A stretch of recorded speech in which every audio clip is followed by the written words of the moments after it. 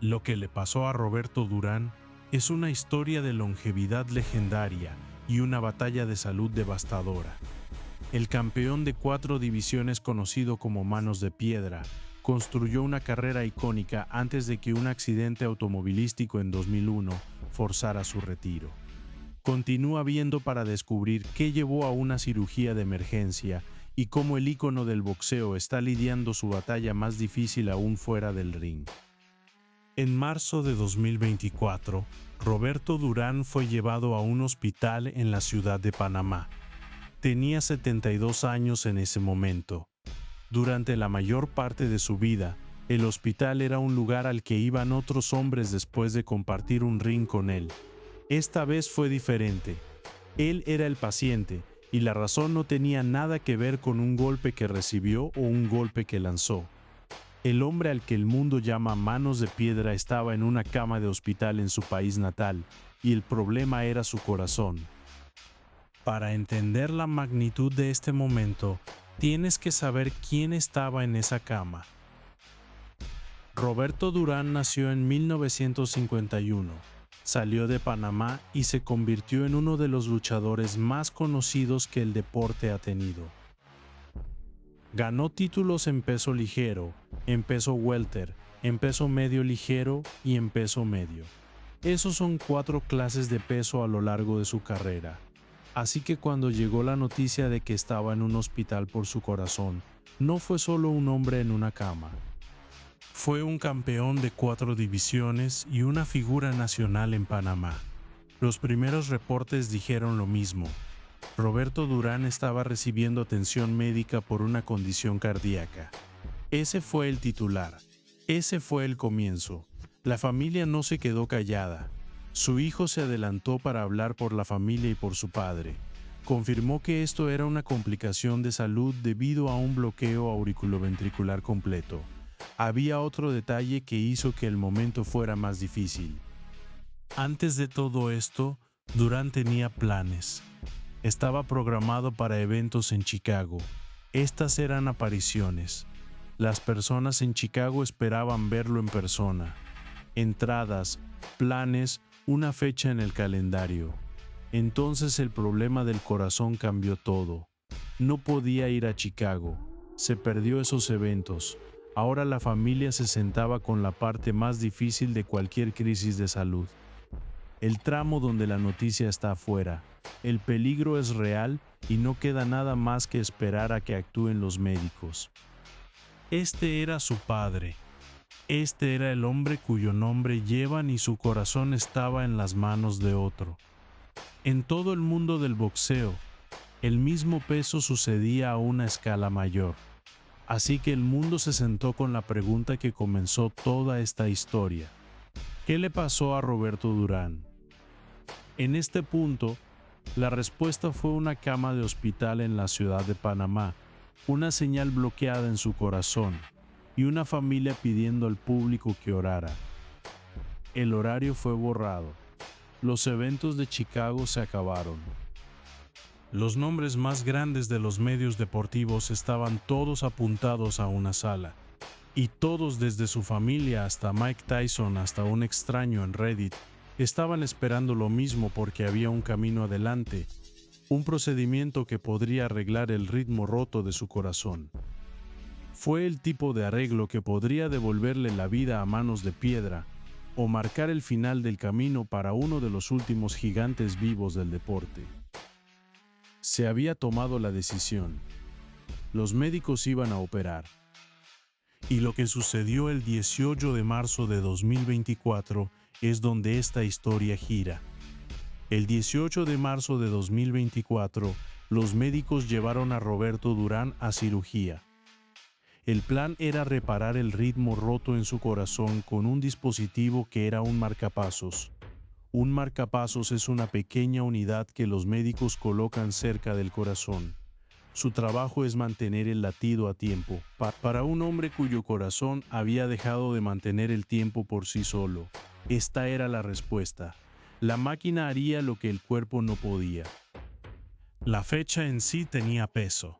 Durán fue hospitalizado días antes, alrededor del 16 de marzo, y la cirugía llegó el 18. No había una larga espera, no había semanas de incertidumbre. La velocidad te decía cuán serio era. Un bloqueo cardíaco completo no es algo en lo que te sientes. Los médicos se movieron y se movieron rápido. Para la familia, el peso durante la cirugía debería haber sido su propia prueba. Este era su padre, el hombre cuyo nombre llevan, y tenía 72 con su corazón en las manos de otro. Había dado el nombre médico de la condición días antes. Ahora la familia esperaba, como todos los demás al otro lado de una puerta, una noticia sobre si el dispositivo había hecho su trabajo. La noticia llegó y fue buena. El procedimiento para colocar el marcapasos fue un éxito. El dispositivo estaba adentro y la señal que su corazón no podía enviar por sí solo ahora vendría de la máquina. El latido mantendría el tiempo.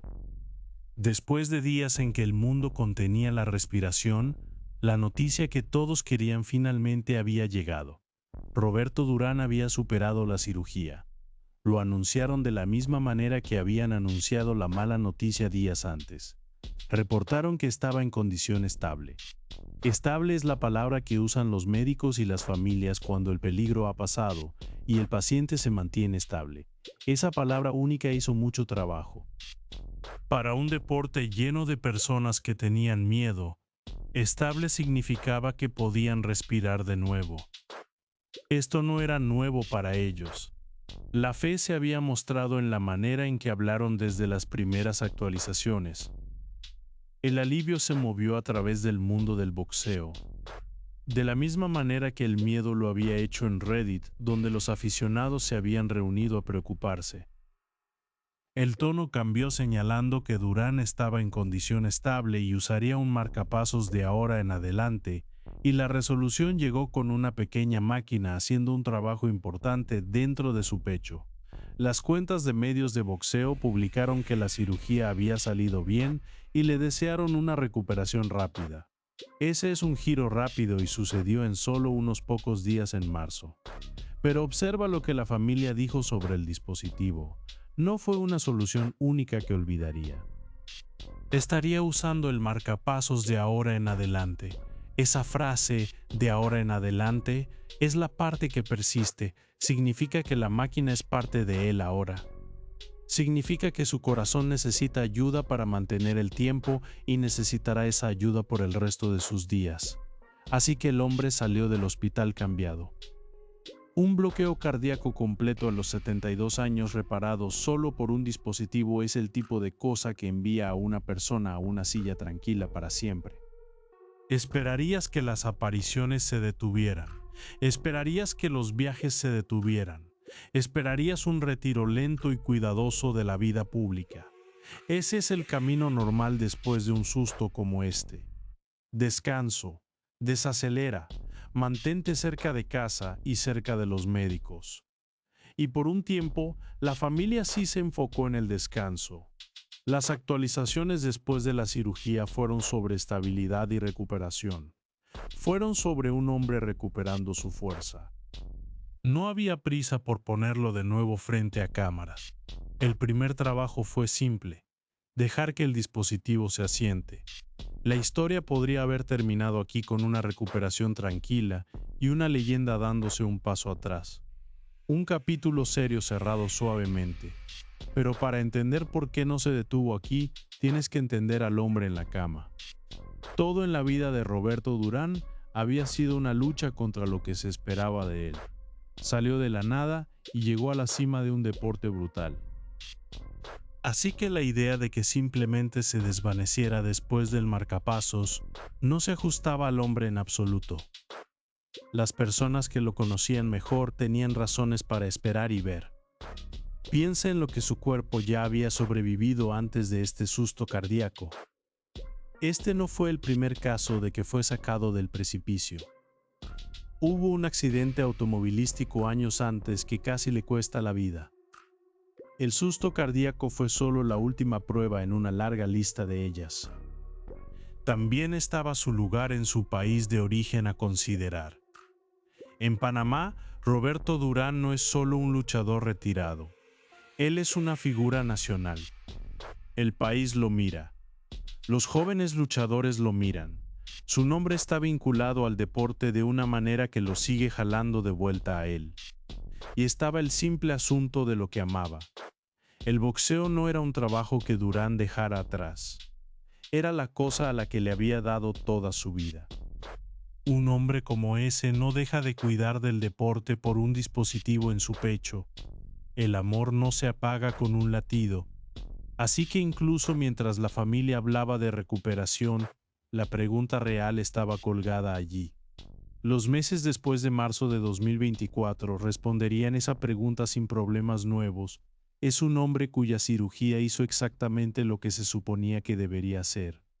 El dispositivo mantenía su latido a tiempo. Su cuerpo mantenía su fuerza y lentamente el hombre comenzó a volver a la vista. Lo que vino después es la parte de la historia que nadie vio venir. Es la parte que convirtió un susto de salud en algo más completamente diferente, porque Roberto Durán no solo sobrevivió su bloqueo cardíaco y se retiró al descanso. Hizo algo a los 73 que volteó toda la narrativa de cabeza.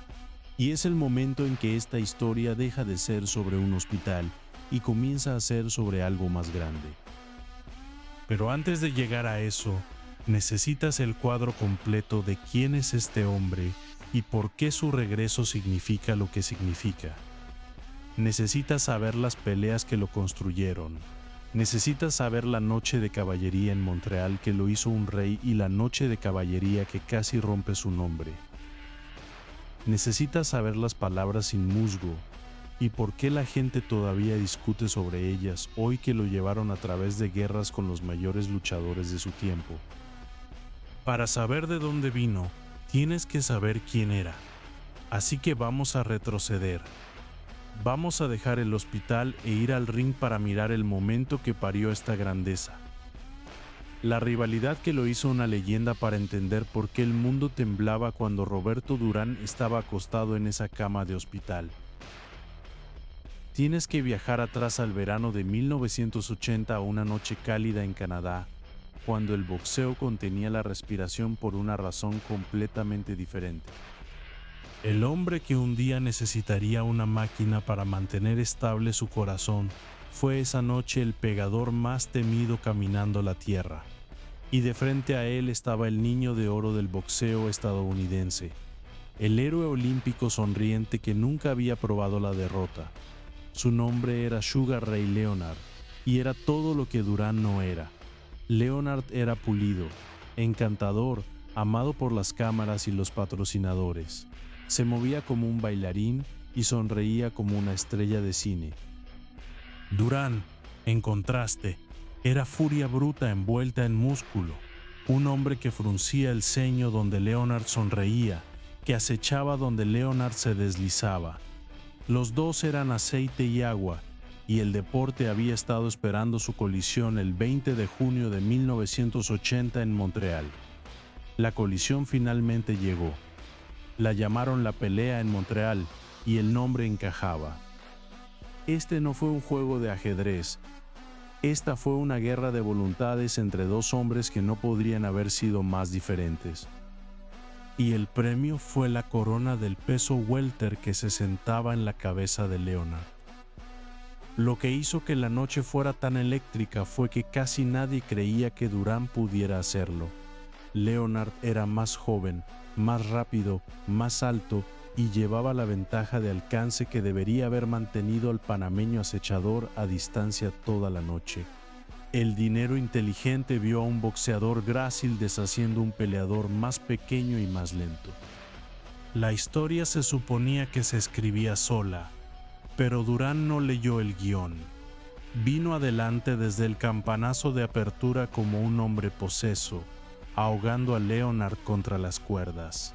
Negándose a dejar que el bailarín bailara, convirtió un combate de boxeo en una pelea de cabina telefónica, arrastrando al niño de oro al tipo de pelea fea y desgastante donde los dones de Leonard no significaban nada y la voluntad de hierro de Durán lo significaba todo.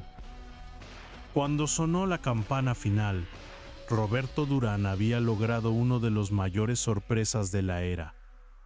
Derrotó a Sugar Ray Leonard por decisión unánime cerrada para ganar el título del peso welter de la WBC.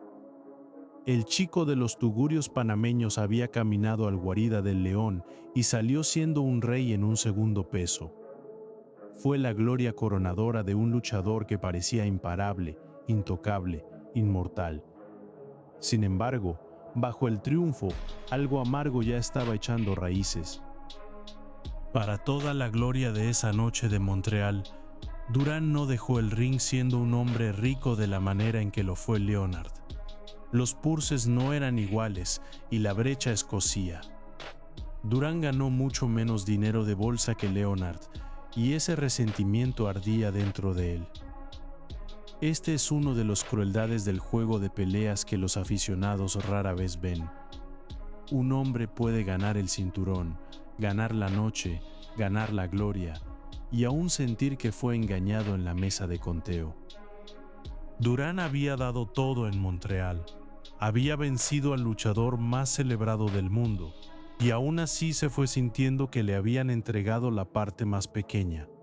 Ese sentimiento de ser estafado importaría más de lo que nadie podría haber adivinado, porque en el juego de peleas, el dinero y el orgullo están entrelazados de maneras que pueden envenenar incluso la victoria más dulce. Las semillas de lo que vino después fueron plantadas en esa división desigual y florecerían en el momento más infame de toda la carrera de Durán. La revancha llegó rápido. Solo 5 meses después, el 25 de noviembre de 1980, Leonard, humillado y hambriento de redención, había pasado esos meses estudiando al hombre que lo había vencido. Y esta vez, el Niño de Oro llegó con un plan que voltearía las mesas de la manera más humillante imaginable. Leonard no intentó someter a Durán, hizo lo opuesto. Bailó, se movió, pinchó y corrió, y lo peor de todo, se burló, soltó sus manos, sacó su barbilla, movió su brazo derecho en un molino de viento burlón, e hizo que las temidas manos de piedra se vieran tontas frente a todo el mundo. El cazador se había convertido en el cazado y la presa se estaba riendo de él. Lo que sucedió después echaría un vínculo a través de la historia del boxeo para siempre. En el 8º round, Roberto Durán simplemente se detuvo. Se dio la vuelta. Se rindió. El luchador más feroz de su generación se alejó de una pelea que estaba perdiendo, y la revancha terminó en un TKO del 8º round en lo que se hizo conocido para siempre como el momento sin musgo. La frase sin musgo significa sin más en español, y la leyenda dice que Durán pronunció esas dos palabras mientras le daba la espalda a Leonard y a la pelea. En un instante, el hombre construido sobre la dureza había cometido el único pecado que el boxeo nunca perdona. Se había rendido. Había renunciado. Y lo había hecho en el escenario más grande del deporte con todo el mundo mirando. La represalia fue salvaje para un luchador cuya identidad completa fue tallada del orgullo duro de granito. Ser el hombre que dijo sin musgo fue una herida que cortó más profundo que cualquier puñetazo. De la noche a la mañana, la leyenda que había acechado los tugurios de Panamá y conquistado al Niño de Oro de América se convirtió a los ojos de muchos en un cobarde. La burla había funcionado. Leonard había roto algo en Durán que ningún puño jamás podría. Pero aquí es donde la historia se niega a permanecer simple, porque Durán ha pasado las décadas desde esa noche luchando una segunda guerra. Esta sobre el significado de esas dos palabras. Y hasta el día de hoy insiste en que el mundo entendió la historia mal. Durán ha disputado durante mucho tiempo la traducción misma de lo que dijo y lo que significó. Ha afirmado durante años que fue una burla o una negativa a continuar contra un payaso en lugar de una simple en su versión. No estaba agitando una bandera blanca. Expresaba disgusto por un hombre que había convertido una pelea sagrada en un acto de circo para Durán. La burla de Leonard fue un insulto al código de guerrero que vivía. El brazo de molino de viento, la barbilla sacada, el baile y la burla. Todo ello escupía en la cara de cómo Durán creía que debería lucharse el deporte. Y así en su versión, no renunció por miedo o dolor. Renunció por desprecio, negándose a seguir persiguiendo a un hombre que no se pararía a comerciar como un verdadero luchador. Ya sea que le creas o no, el debate nunca ha muerto. Sigue siendo una de las preguntas más discutidas del boxeo. El tipo de acertijo que los aficionados en Cora todavía luchan décadas después, preguntando una y otra vez por qué Roberto Durán renunció contra Sugar Ray Leonard. Es la controversia eterna, la mancha y el misterio que lo sigue a todas partes, y habla del extraño poder que este hombre tiene sobre el deporte. Ahora siéntate con lo que esa noche sin musgo debe haber hecho a un hombre como Durán. Toda su vida había sido sobre probar que no podía ser roto. El niño de la calle que se abrió camino fuera de la pobreza. El pegador que llevaba miedo al ring como un arma. Y en una ronda, en una frase, todo parecía desmoronarse frente a millones. Un hombre menor habría desaparecido. Un hombre menor habría dejado que eso fuera la palabra final en su historia. Se habría alejado para vivir en la sombra de esas dos sílabas. El juego de peleas está lleno de luchadores que nunca se recuperaron de una sola humillación mucho más pequeña que esta. Pero Roberto Durán no era un hombre menor. Y lo que hizo después de Sin Musgo es la razón por la que el susto de salud de 2024 golpeó al mundo de la manera en que lo hizo. Porque el hombre se negó a dejar que una etiqueta de cobarde fuera su legado, se propuso reescribir su propia historia. Puño a puño, año a año, el camino de regreso fue largo y lejos de ser recto. Hubo tropiezos en el camino, peleas donde el fuego antiguo parpadeó bajo, donde el peso se arrastraba y la disciplina se deslizaba. El hombre que una vez fue un modelo de dedicación brutal, luchó con las tentaciones que siguen a la fama y el dinero, y algunas de sus actuaciones pagaron el precio. Por un tiempo, parecía que Sin Musgo podría ser verdaderamente el comienzo del final, que la leyenda se estaba desvaneciendo en un largo y lento declive. Los escépticos tenían su evidencia. El capítulo dorado parecía cerrado, y el hombre que había gobernado los mundos de peso ligero y peso welter parecía estar funcionando con la memoria. Y luego en 1983, en una noche que significó más para él que casi ninguna otra, Roberto Durán le recordó al mundo exactamente quién era. Porque el hombre que dijo Sin Musgo estaba a punto de ser autor de una de las actuaciones más escalofriantes de toda su vida, y lo iba a hacer en su propio cumpleaños. El oponente fue Davey Moore, un joven y campeón en ascenso sosteniendo el título de peso medio ligero de la WBA. Se suponía que Moore era el futuro. Se suponía que Durán era el pasado. La narrativa fue establecida de la misma manera que había sido establecida en Montreal antes de que Durán la destrozara, y la destrozó. En su cumpleaños, frente a una multitud rugiente, Durán ganó el título de peso medio ligero de la WBA con un TKO brutal del octavo round de Davey Moore. No fue una victoria por puntos ni un golpe de suerte, fue una demolición controlada, una masterclass en violencia de un hombre que el mundo había intentado enterrar 2 años antes. La escena fue inolvidable. Mientras Durán desmontaba al campeón más joven, la multitud estalló en un coro de feliz cumpleaños, cantándole a su héroe incluso mientras entregaba una paliza salvaje en el ring. Fue surrealista, casi cinematográfico, la celebración de un cumpleaños envuelta alrededor de la destrucción de un oponente. Las manos de piedra habían vuelto y habían anunciado su regreso de la manera más dramática posible. Esa victoria más fue la prueba de que Sin Musgo no había matado al guerrero. Solo lo había herido. El tercer título en la tercera clase de peso fue la respuesta más fuerte posible a todos los que lo habían escrito como un cobarde. El hombre aún podía pelear. El hombre aún podía aterrorizar. El hombre aún podía ganar en el más grandioso. Pero el apetito de Durán no fue satisfecho con 3 divisiones. Apuntó aún más alto subiendo las escalas una vez más para perseguir la grandeza entre los pesos medios, donde hombres más grandes y más peligrosos esperaban. El mismo año que el triunfo de Moore, entró con uno de los campeones más temidos que el deporte ha producido jamás. Ese hombre era Marvin Hagler maravilloso, el destructor calvo y sombrío que gobernaba la división de peso medio con un hierro para incluso compartir un ring con Hagler. Era arriesgar todo. Y Durán, el hombre más pequeño subiendo aún una vez más, entró sin miedo. La pelea de Hagler no terminó en victoria, pero te dijo todo sobre el tamaño del corazón de Durán. Perdió a Marvin Hagler por decisión unánime en una pelea competitiva del título de peso medio. La palabra clave allí es competitiva.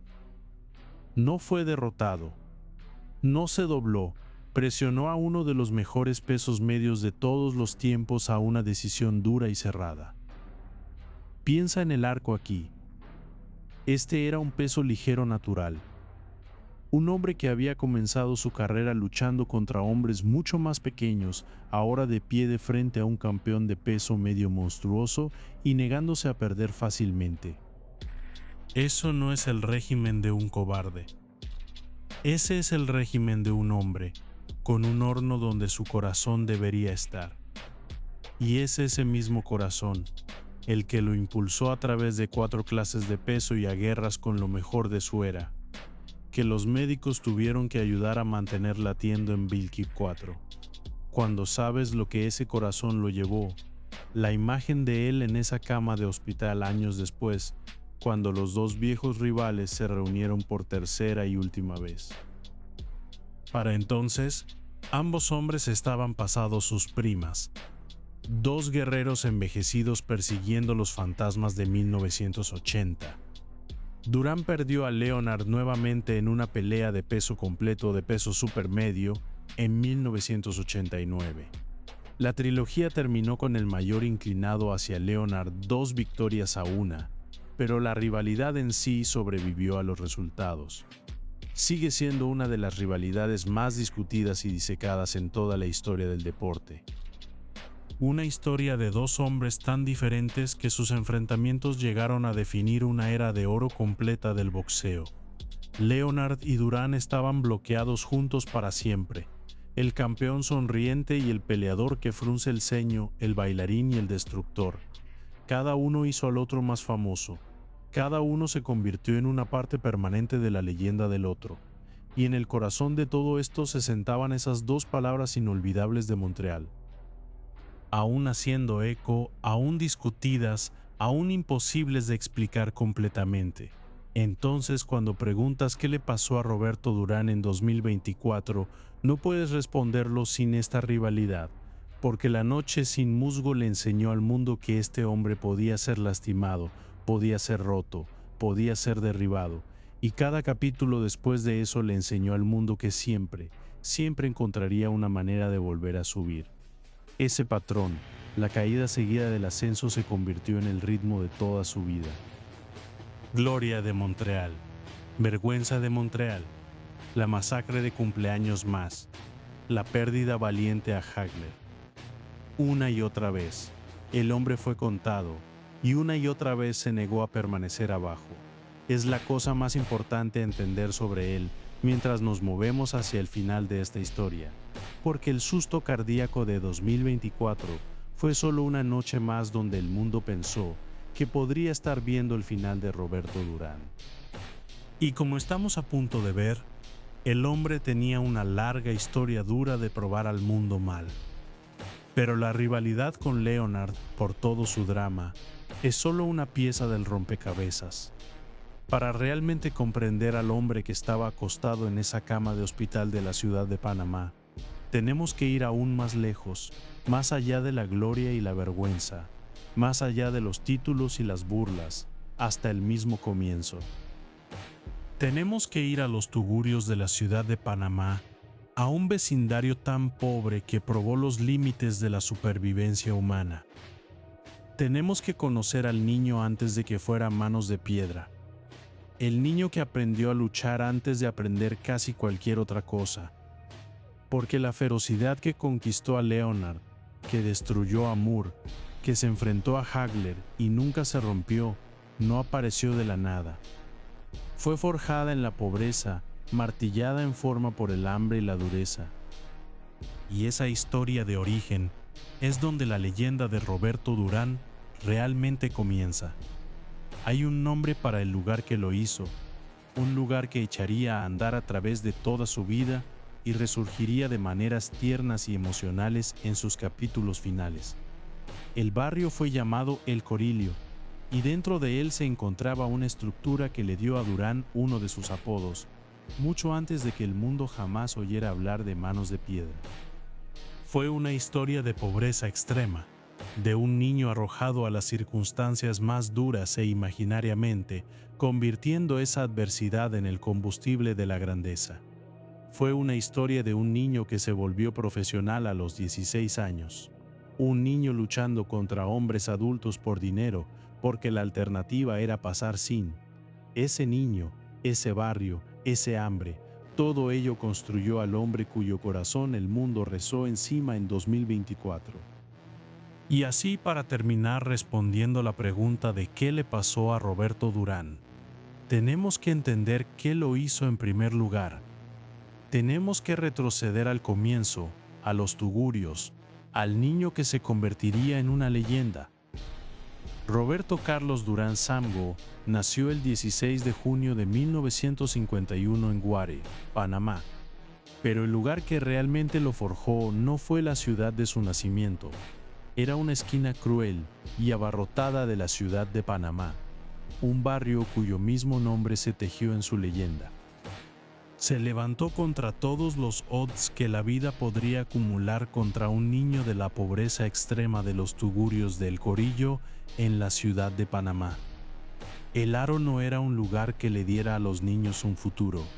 Era un lugar de querer, de vientres vacíos y cuartos abarrotados donde la supervivencia en sí misma era un concurso diario.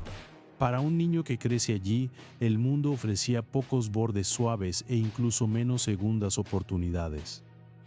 Aprendes a ser duro porque la dureza fue la única moneda que te compró seguridad. Y fue en esta cuna despiadada donde el futuro campeón de 4 divisiones tomó sus primeras lecciones en dureza, antes de que jamás atara un guante en un combate sancionado, antes de que ninguna multitud jamás gritara su nombre. Roberto Durán estaba aprendiendo el idioma de la lucha en las calles de uno de los distritos más pobres de Panamá. El barrio no solo lo formó, lo construyó de abajo hacia arriba. Incluso había una estructura dentro de ese mundo que le dio a Durán una de sus primeras identidades. El Corillo fue el hogar de un lugar conocido como la Casa de Pedra, la Casa de Piedra, un nombre que se siente casi profético dado lo que el niño que vivía allí un día sería llamado. La piedra ya estaba en su historia mucho antes de que se adjuntara a sus puños. Es imposible exagerar cuán directamente esa infancia brutal fluyó en el luchador que se convirtió. Su infancia dura y experiencias tempranas en las calles forjaron su estilo de lucha de presión feroz, su poder de golpe excepcional y su voluntad de hierro. Cada elemento del campeón temido puede ser rastreado directo,